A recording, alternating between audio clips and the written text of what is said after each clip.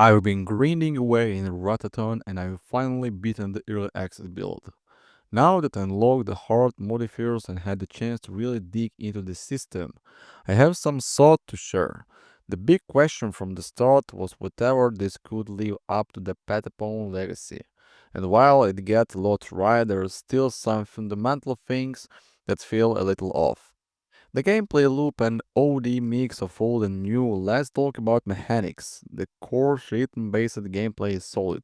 Most of the classic commands are here, but the big chance is that the advanced command non-reposition your squad to wherever you move your Ratatan with VASD case. That adds a lot of flexibility, but it's one of many systems that make the early game feel a little weird. Squad management is a good example. You start with a limited number of slots. Your command can only use two different unit types at the beginning. As you play more, you can get additional units with random gear, but you are still limited by those initial type caps.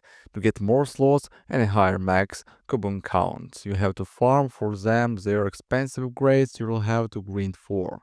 This is an odd choice, as it feels like you have very limited control over your loadout at the start. The meta progression system feels a bit scattered. You farm to start increase with a separate currency, but you unlock these upgrades at what seems like random intervals. For example, if you want to increase your combo's HP, you might have to complete a few runs before you even realize it is an option. This lack of transparency is a problem across the board from upgrades to the reward for mini achievements.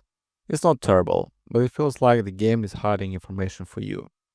The weapon system also feels a bit unexisting. You can craft one of each weapon from boss drops, but after that, they just drop randomly from enemies or shrines.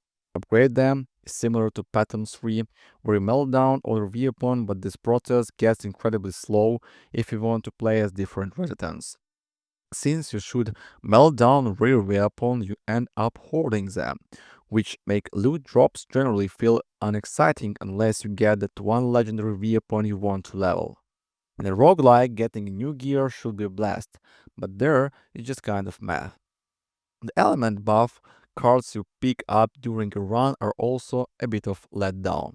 They're categorized by element, but the type of upgrade you get is anyone's guess. Since you're limited to two attack cards, your build becomes about hyper focusing on your two element.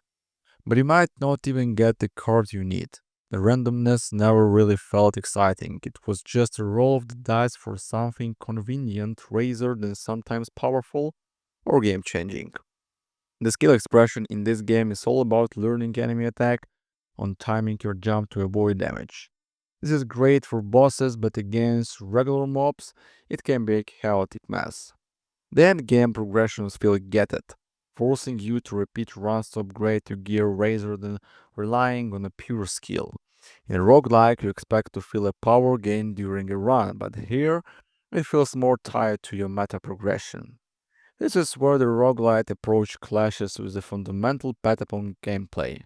In a mission-based game, this kind of grinding makes perfect sense, but in a roguelike, it just falls off. I'm not sure the developers could go to fix this at this stage. The card system will probably need a complete rework, and the single-player experience needs a where the main focus in a multiplayer.